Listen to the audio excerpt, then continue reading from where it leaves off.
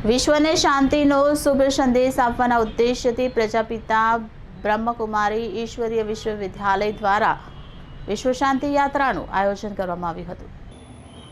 પ્રજાપિતા બ્રહ્મકુમારી ઈશ્વરીય વિશ્વવિદ્યાલય દ્વારા 23મી નવેમ્બરના રોજ સવારે નવસારીમાં લોન્સીફુ સેન્ટર પરથી શાંતિ યાત્રાનું આયોજન કરવામાં આવ્યું હતું। રાજયોગીની બ્રહ્મકુમારી ગીતા દીદી શાંતિ યાત્રાનો ઉદ્દેશ સમજાવતા જણાવ્યું કે આજે સમગ્ર વિશ્વમાં દરેક વ્યક્તિને શાંતિની જરૂર હોય છે। વિશ્વ શાંતિના સંદેશ સાથે પ્રોજેક્ટ હેઠળ ગુજરાતના 500થી વધુ સેવા કેન્દ્ર દ્વારા શાંતિમય સંસારના નિર્માણના લક્ષ્ય સાથે શાંતિ યાત્રાનું આયોજન કર્યું હતું। નિરાકાર પરમપિતા પરમાત્મા શિવ પિતા શાંતિના સાગર છે, એમની સાથે કનેક્શન જોડી રાજયોગના માધ્યમથી અસીમ શાંતિનો અનુભવ કરી શકાય છે અને એ શાંતિ પ્રકંપ ફેલાવો વિશ્વ શાંતિની અનુભૂતિ સર્વ આત્માઓને કરાવી શકાય। આવા ઉમદા ઉદ્દેશ્ય સાથે આ શાંતિ યાત્રાનું આયોજન કરવામાં આવ્યું। રાજયોગીની ગીતા દીદી, રાજયોગીની ભાનુ દીદી, નવસારીના નગરપાલિકાના માજી પ્રમુખ રાજુભાઈ દેરાસિયા, સિંધી સમાજના પ્રમુખ પ્રેમચંદભાઈ લાલવાણીએ લીલી ઝંડી આપી શાંતિ યાત્રાનું પ્રસ્થાન કરાવ્યું। નવસારીના અલગ અલગ સ્થાનો પર સફેદ વસ્ત્રધારી બ્રહ્માવત્સો શાંતિ યાત્રામાં સામેલ થઈ નવસારીમાં શાંતિના વાઇબ્રેશન ફેલાવ્યા।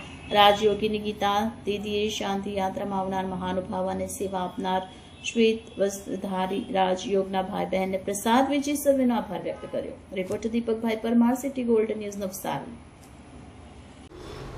ગુજરાતની અંદર બ્રહ્માકુમારીઝને સેવા કરતા 60મું વર્ષ ચાલી રહ્યું છે, એટલે એની હીરક જયંતિ આપણે મનાવી રહ્યા છીએ। એના અંતર્ગત અમે 3 પ્રોજેક્ટ હાથમાં લીધું છે। એક છે billion minutes for peace appeal.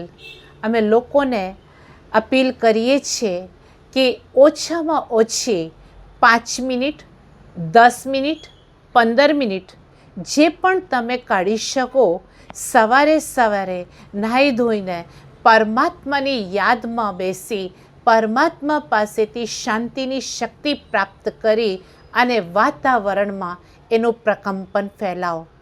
અને એ હિસાબે 100 કરોડ મિનિટ્સ અમારી ભેગી થઈ ગઈ છે, પણ આપણે ફક્ત ટાર્ગેટ ઉપર નથી ચાલતા, અમારે તો વિશ્વમાં શાંતિ ફેલાવવાની છે, એ અમારું લક્ષ્ય છે।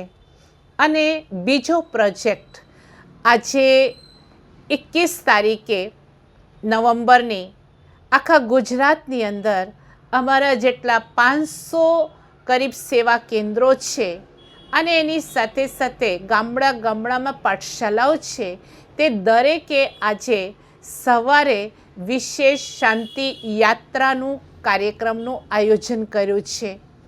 એ કાર્યક્રમનું આયોજનનો પાછળ હેતુ છે કે દરેક શહેરમાં શ્વેત વસ્ત્રધારી નીકળશે, એક શાંતિ દૂતના રૂપમાં નીકળશે અને એ લોકોના મનમાં એ સંકલ્પ રહેશે કે હું શાંતિ સાગર પરમાત્માની સંતાન, વિશ્વમાં શાંતિ ફેલાવનાર શાંતિ દૂત છું, મારાથી શાંતિના પ્રકંપનો પ્રવાહિત થઈ રહ્યા છે।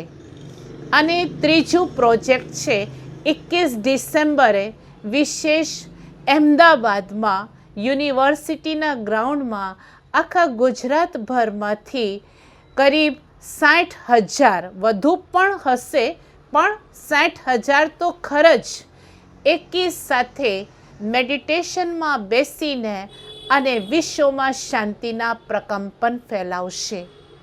એ 3 પ્રોજેક્ટને અમે સાકાર કરીએ છીએ અને આજે અહીં પણ એ પ્રોજેક્ટને અમે હાથમાં લીધું છે અને શાંતિ યાત્રા અમારી નીકળી છે। સિંધી કેમ્પથી લઈને અને સેલેશ પાર્ક અને મેઇન રોડ ગણદેવી રોડથી લઈને લોન્સીકુઈને ફરતે થઈ અને સેવા કેન્દ્ર પર એનું સમાપન થશે। કારણ કે આજે વિશ્વમાં આપણે જોઈ રહ્યા છીએ ચારોમોર અશાંતિનું વાતાવરણ છે, ગ્રહ યુદ્ધ, વિશ્વ યુદ્ધની કાગાર પર ઊભું છે વિશ્વ। તો એ વિશ્વને શાંતિ કોણ આપશે?